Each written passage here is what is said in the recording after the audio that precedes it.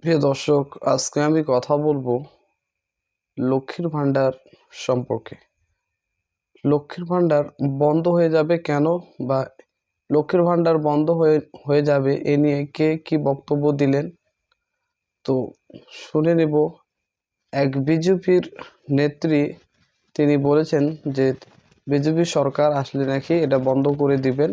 তো তেনার মুখেই শোনা যাক তিনি কি বলেছেন এবং কি কারণে লক্ষ্মীর ভান্ডারকে তেনারা বন্ধ করে দেবে।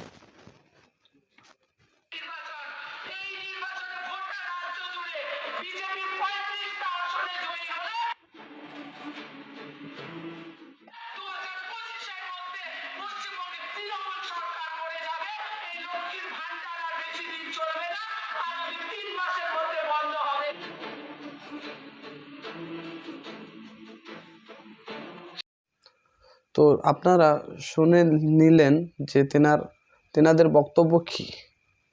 এখন আপনার কাছেই সব কিছু।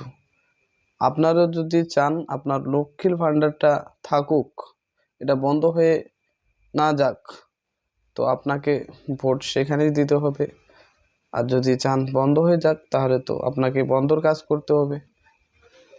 তো আপনারা যেটা করবেন সেটাই হবে আর কি। এরকম ধরনের হেল্পফুল ভিডিও পাওয়ার জন্য চ্যানেলটাকে সাবস্ক্রাইব করুন।